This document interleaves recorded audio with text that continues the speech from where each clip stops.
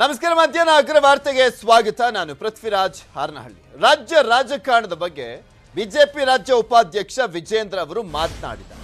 ಯಾಕೆಂದ್ರೆ ಸಾಕಷ್ಟು ದಿನಗಳಿಂದ ಎಲ್ಲೋ ಒಂದ್ ಕಡೆ ಯಡಿಯೂರಪ್ಪನವರನ್ನ ಕಡೆಗಣಿಸುವ ಕೆಲಸ ರಾಜ್ಯ ಬಿಜೆಪಿ ಮಾಡ್ತಾ ಇದೆಯಾ ಅನ್ನುವಂತ ಪ್ರಶ್ನೆ ಇದೆ.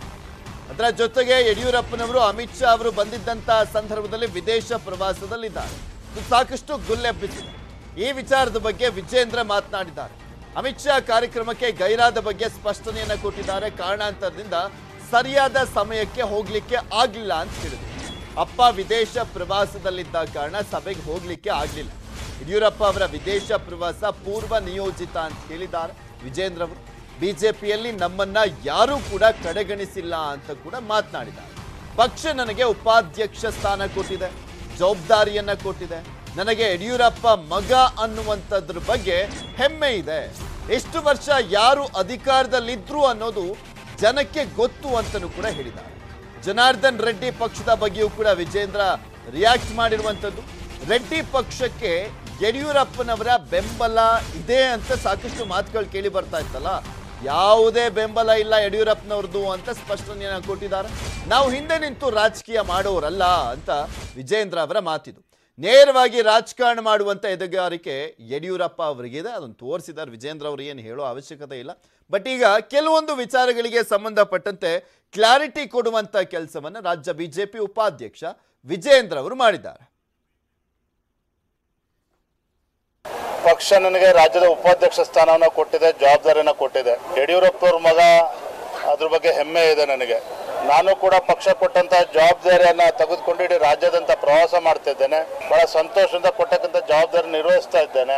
ಯಡಿಯೂರಪ್ಪನವರು ಪೂಜಾ ತಂದೆಯವರು ಮುಖ್ಯಮಂತ್ರಿ ಸ್ಥಾನದಿಂದ ಇಳಿದ ಮೇಲೆ ವಿಜೇಂದ್ರ ಅವರೇನೋ ಹಿನ್ನೆಲೆಗೆ ಸೇರಿದ್ದಾರೆ. ಯಾವ ಕೂಡ ಸತ್ಯಕ್ಕೆ ದೂರವಾಗಿರ್ತಕ್ಕಂಥದ್ದು. ಪಕ್ಷದ ರಾಜ್ಯದ ಅಧ್ಯಕ್ಷ ಆಗಿರ್ತಕ್ಕಂಥ ನಳಿನ್ ಕುಮಾರ್ ಅವರ ನೇತೃತ್ವದಲ್ಲಿ ಮಾನ್ಯ ಮುಖ್ಯಮಂತ್ರಿಗಳು ಬಸವರಾಜ ಬೊಮ್ಮಾಯಿ ಅವರು, ಯಡಿಯೂರಪ್ಪನವರು, ಪಕ್ಷದ ಎಲ್ಲ ಹಿರಿಯ ಮುಖಂಡರ ನೇತೃತ್ವದ ನಾನು ಕೂಡ ಪಕ್ಷ ಪ್ರವಾಸವನ್ನು ಮಾಡ್ತಾ ಇದ್ದೇನೆ, ಸಂಘಟನೆ ಕೆಲಸವನ್ನು ಮಾಡ್ತಾ ಇದ್ದೇನೆ. ಪಕ್ಷ ನನಗೆ ಯಾವ ಸಭೆ ಕರೀತಾರೆ ಅಲ್ಲಿ ಹಾಜರಾಗಬೇಕಾಗಿರ್ತಕ್ಕ ನನ್ನ ಕರ್ತವ್ಯ. ಅವತ್ತು ಗೈರಾಗಿರ್ತಕ್ಕಂಥದ್ದೆಲ್ಲ ಕಾರಣಾಂತರಗಳಿಂದ ಸರಿಯಾದ ಸಮಯಕ್ಕೆ ತಲುಪೋಕ್ಕಾಗಲಿಲ್ಲ. ಅದು ಕಾರ್ಯಕ್ರಮದಲ್ಲಿ ಭಾಗವಹಿಸಿದ್ದೇನೆ. ಯಡಿಯೂರಪ್ಪನವರು ವಿದೇಶಕ್ಕೆ ಹೋಗ್ತಕ್ಕಂಥದ್ದು 2 ತಿಂಗಳು ಮುಂಚೆನೇ ತೀರ್ಮಾನ ಆಗಿರ್ತಕ್ಕಂಥದ್ದು. ಅಮಿತ್ ಶಾಜಿಯವರ ಕಾರ್ಯಕ್ರಮ 1 ವಾರದಿಂದ ಅಷ್ಟೇ ತೀರ್ಮಾನ ಆಗಿರ್ತಕ್ಕಂಥದ್ದು. ಯಾವುದು ಕೂಡ ಯಾವುದರಲ್ಲೂ ಸತ್ಯ ಏನೂ ಇಲ್ಲ. ಮಾನ್ಯ ಯಡಿಯೂರಪ್ಪನವರು ಅಮಿತ್ ಶಾಜಿ ಅವ್ರ ಜೊತೆ ದೂರವಾಣಿಯಲ್ಲೂ ಕೂಡ ಮಾತನಾಡಿದ್ದಾರೆ. ನಾನು ಕೂಡ ಅಮಿತ್ ಶಾಜಿ ಅವ್ರನ್ನ ಭೇಟಿ ಮಾಡೋದ್ರ ಬಗ್ಗೆ ಹೇಳಿದ್ದೇನೆ. ಈ ಥರ ಯಾವುದು ಗೊಂದಲಕ್ಕೆ ಅವಕಾಶ ಏನಿಲ್ಲ. ಯಡಿಯೂರಪ್ಪನವರು ಕೂಡ ಸಂತೋಷದಿಂದ ಪಕ್ಷ ಸಂಘಟನೆ ತೊಡಗಿಸ್ಕೊಂಡಿದ್ದಾರೆ. ಯಡಿಯೂರಪ್ಪನವರ ನಾಯಕತ್ವದ ಬಗ್ಗೆ, ಯಡಿಯೂರಪ್ಪನವ್ರ ಬಗ್ಗೆ ವಿರೋಧ ಪಕ್ಷದವರು ಕೂಡ ಸಾಕಷ್ಟು ಬಾರಿ ಒಳ್ಳೆ ಮಾತುಗಳನ್ನು ಆಡಿದ್ದಾರೆ. ಅದೇ ರೀತಿ ಜನಾರ್ದನ್ ರೆಡ್ಡಿ ಅವರು ಕೂಡ ಯಡಿಯೂರಪ್ಪನವ್ರ ಬಗ್ಗೆ ಒಳ್ಳೆ ಮಾತನಾಡಿದ್ದಾರೆ. ಅದರ ಅರ್ಥ ಯಡಿಯೂರಪ್ಪನವ್ರ ಇದಕ್ಕೆ ಬೆಂಬಲ ಇದೆ ಅಂತಕ್ಕಂಥದ್ದು ಖಂಡಿತ ಸತ್ಯಕ್ಕೆ ದೂರ ಆಗಿರ್ತಕ್ಕಂಥದ್ದು. ಸನ್ಮಾನ್ಯ ಯಡಿಯೂರಪ್ಪನವರ ರಾಜಕೀಯ ಜೀವನದಲ್ಲಿ ಯಾವತ್ತೂ ಕೂಡ ಈ ರೀತಿ ಹಿಂದೆ ನಿಂತು ಯಾವತ್ತೂ ಕೂಡ ರಾಜಕಾರಣವನ್ನು ಮಾಡಿಲ್ಲ. ನೇರವಾಗಿ ರಾಜಕಾರಣ ಮಾಡ್ತಕ್ಕಂಥ ಎದೆಗಾರಿಕೆ ಇರ್ತಕ್ಕಂಥ ಸನ್ಮಾನ್ಯ ಯಡಿಯೂರಪ್ಪನವರು. ಹಾಗಾಗಿ ಇದಕ್ಕೆ ಬೆಂಬಲ ಕೊಡ್ತಕ್ಕಂಥದ್ದು ಇದು ಯಾವ ಕೂಡ ಪ್ರಶ್ನೆ ಉದ್ಭವ ಆಗೋದಿಲ್ಲ. ಇದೆಲ್ಲವೂ ಕೂಡ ಇದೆಲ್ಲದ್ರ ಬಗ್ಗೆ ಮತ್ತಷ್ಟು ಮಾಹಿತಿಯನ್ನ ನೀಡ್ತಾರೆ ನಮ್ಮ ಪ್ರತಿನಿಧಿ ಕೃಷ್ಣ. ನೇರ ಸಂಪರ್ಕದಲ್ಲಿ ಜಾಯ್ನ್ ಆಗ್ತಾ ಇದ್ದಾರೆ. ಕೃಷ್ಣ, ಯಾವಾಗಲೂ ಕೂಡ ರಾಜಕಾರಣದಲ್ಲಿ ವ್ಯಾಖ್ಯಾನ ಉಲ್ಟನೇ ಆಗ್ತಾ ಇರುತ್ತೆ. ಈಗ ಕಡೆಗಣಿಸ್ತಾ ಇದ್ದಾರೆ ಅಂದ್ರೆ ಅಲ್ಲೆಲ್ಲೋ ಕಡೆಗಣಿಸ್ತಾ ಇದ್ದಾರೆ ಅಂತಾನೆ ಅರ್ಥ ಆಗುತ್ತೆ. ಅವ್ರು ಕಡೆಗಣಿಸ್ತಾ ಇಲ್ಲ ಅಂತ ಹೇಳಿದ್ರೆ, ಪಕ್ಷ ಬಿಡಲ್ಲ ಅಂತ ಹೇಳಿದ್ರೆ ಅಂದ್ರೆ ಆ ನಾಯಕ ಮಾತನಾಡಿದಾಗ ಪಕ್ಷ ಬಿಡ್ತಾರೇನೋ ಅನ್ನುವಂಥದ್ರ ಬಗ್ಗೆನೇ ಚರ್ಚೆ ಆಗೋದು. ಈಗ ವಿಜೇಂದ್ರ ಅವರು ಮಾತುಗಳನ್ನ ಕೇಳಿಸ್ಕೊಳ್ತಾ ಇದ್ರೆ ಅದೇ ರೀತಿಯಾಗಿ ಅನ್ಸುತ್ತೆ. ಎಲ್ಲೊಂದ್ ಕಡೆ ಪಕ್ಷ ಅಂದ್ರೆ ಈ ವಿಚಾರಕ್ಕೆ ಸಂಬಂಧಪಟ್ಟಂತೆ ಕಡೆಗಣಿಸ್ತಾ ಇದೆ. ಯಡಿಯೂರಪ್ಪನವ್ರು ಎಲ್ಲೋ ಒಂದ್ ಕಡೆ ಅಸಮಾಧಾನಗೊಂಡೇ ಎಲ್ಲೋ ಹೊರದೇಶಕ್ಕೆ ಹೋಗಿದ್ದಾರೆ ಅನ್ನುವಂಥ ಚರ್ಚೆಗಳು ದೊಡ್ಡ ಮಟ್ಟದಲ್ಲಿ ಆಗ್ತಾ ಇರುವಂಥದ್ದು.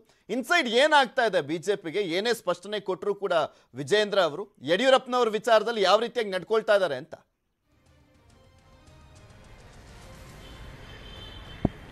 ಖಂಡಿತವಾಗ್ಲೂ ಪೃಥ್ವಿರಾಜ್, ಈಗಾಗಲೇ ಏನು BY ವಿಜೇಂದ್ರ ಅವರು 2-3 ವಿಚಾರಗಳಿಗೆ ಚರ್ಚೆ ಆಗ್ತಾ ಇದ್ದಾರೆ.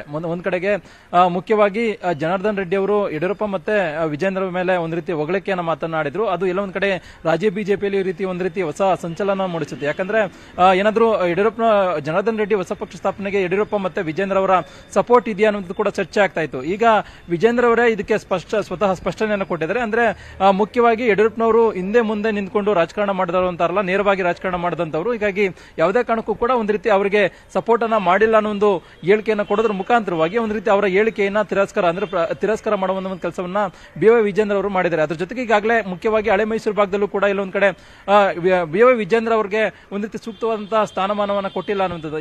ಮೊನ್ನೆ ನಡೆದಂತ ಹಳೆ ಮೈಸೂರು ಭಾಗದ ಸಭೆಯಲ್ಲೂ ಕೂಡ BY ವಿಜೇಂದ್ರ ಅವರಿಗೆ ಆಹ್ವಾನವನ್ನ ಕೊಟ್ಟಿರಲಿಲ್ಲ. ಹೀಗಾಗಿ ಇದೇ ಒಂದು ಬೆಳವಣಿಗೆ ಇಲ್ಲೊಂದ್ ಕಡೆ ವಿಜೇಂದ್ರ ಅವರನ್ನ ಪಕ್ಷದಲ್ಲಿ ಕಡೆಗಣಿಸಲಾಗ್ತಾ ಇದೆ ಅನ್ನೋದು ಕೂಡ ಚರ್ಚೆಗೆ ಗ್ರಾಸವಾಗಿತ್ತು. ಅದ್ರ ಜೊತೆಗೆ ಯಡಿಯೂರಪ್ಪನವರು ಕೂಡ ಈಗಾಗಲೇ ವಿದೇಶ ಪ್ರವಾಸದಲ್ಲಿದ್ದಾರೆ.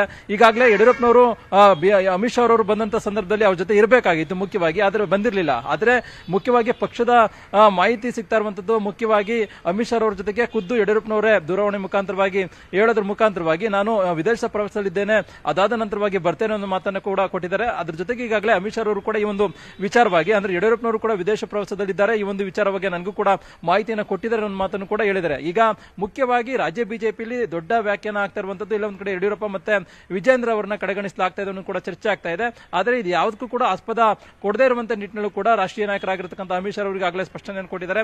ವಿಜೇಂದ್ರ ಆಗಿರಬಹುದು ಮತ್ತೆ ಯಡಿಯೂರಪ್ಪನ ವಿಜೇಂದ್ರ ವಿಚಾರದಲ್ಲಿ ಯಾವುದೇ ರೀತಿಯಿಂದ ಹೇಳಿಕೆಯನ್ನ ಅಮಿತ್ ಶಾ ಅವರು ಕೊಟ್ಟಿಲ್ಲ. ಆದ್ರೆ ಯಡಿಯೂರಪ್ಪನವರ ವಿಚಾರದಲ್ಲಿ ವಿದೇಶ ಪ್ರವಾಸದಲ್ಲಿದ್ದಾರೆ, ಹೀಗಾಗಿ ಅವರ ಮಾತಿನಂತೆ ನಾವು ಇಲ್ಲಿ ಮಾಡ್ತಾ ಇದ್ದೇವೆ ಒಂದು ಮಾತನ್ನ ಅಂದ್ರೆ ಪ್ರವಾಸ ಆಗಿರ್ಬೋದು ಮತ್ತೆ ಕಾರ್ಯಚಟುವಟಿಕೆಗಳನ್ನ ಮಾಡ್ತಾ ಇದ್ದೇವೆ ಒಂದು ಸಂದೇಶವನ್ನ ಕೊಡೋದ್ರ ಮುಖಾಂತರವಾಗಿ ಕೊಟ್ಟಿದ್ದಾರೆ. ಹೀಗಾಗಿ ಈಗ ಸದ್ಯಕ್ಕೆ ಚರ್ಚೆ ಆಗ್ತಿರುವಂತದ್ದು ಬಿಜೆಪಿಯಲ್ಲಿ ಯಡಿಯೂರಪ್ಪನವ್ರನ್ನ ಕಡೆಗಣಿಸ್ತಾ ಆಗ್ತಾ ಇದೆ ಅನ್ನುವಂಥದ್ದು. ಆದ್ರೆ ಈಗ ಜನಾರ್ದನ್ ರೆಡ್ಡಿ ಅವರು ಕೂಡ ಯಡಿಯೂರಪ್ಪನವರಾಗಿರ್ಬೋದು ಮತ್ತೆ ವಿಜೇಂದ್ರ ಅವರ ಬಗ್ಗೆ ಬಹಳಷ್ಟು ಹೊಗಳಿಕೆಯ ಮಾತನಾಡಿದ್ದಾರೆ. ಮತ್ತೆ ಮುಖ್ಯವಾಗಿ ಅಂದ್ರೆ ಪಕ್ಷ ಸಂಘಟನೆ ಮಾಡಿದಂತವರು ಯಡಿಯೂರಪ್ಪ ಮತ್ತೆ ವಿಜೇಂದ್ರ ಅವರು, ಆದ್ರೆ ಅಂತಿಮವಾಗಿ ಹೈಕಮಾಂಡ್ ಅವರನ್ನ ನಿರ್ಲಕ್ಷ್ಯ ಮಾಡುವ ಒಂದು ಕೆಲಸವನ್ನ ಮಾಡ್ತಾ ಇದೆ ಅನ್ನೋದು. ಈಗ ಇದಕ್ಕೆಲ್ಲದಕ್ಕೂ ಕೂಡ ತೆರೆ ಎಳೆಯುವಂತದ್ದು ವಿಚಾರ ಅಂದ್ರೆ ವಿಜೇಂದ್ರ ಅವರು ಈ ಒಂದು ಹೇಳಿಕೆಯನ್ನು ಕೊಡೋದ್ರ ಮುಖಾಂತರವಾಗಿ ಒಂದು ರೀತಿ ಜಾಣ ನಡೆ ಅಂದ್ರೆ ಪಕ್ಷಕ್ಕೆ ನಾಯಕರ ಕೆಂಗಣಿಗೆ ಗುರಿಯಾಗದಿರುವಂತಹ ನಿಟ್ಟಿನಲ್ಲಿ ಪಕ್ಷ ನಮ್ಮನ್ನ ಸರಿಸಾಮಾನ್ಯವಾಗಿ ನೋಡ್ಕೊಳ್ತಾ ಇದೆ ಅನ್ನೋ ಒಂದು ಹೇಳಿಕೆಯನ್ನು ಕೊಡೋದ್ರ ಮುಖಾಂತರವಾಗಿ ಒಂದು ರೀತಿ ಜಾಣದ ಹೇಳಿಕೆಯನ್ನು ಕೊಟ್ಟಿದ್ದಾರೆ ಅನ್ನುವಂಥದ್ದು. ಪೃಥ್ವಿರಾಜ್, ಥ್ಯಾಂಕ್ ಯು ಕೃಷ್ಣ ನಿಮ್ಮೆಲ್ಲ ಮಾಹಿತಿಗಾಗಿ.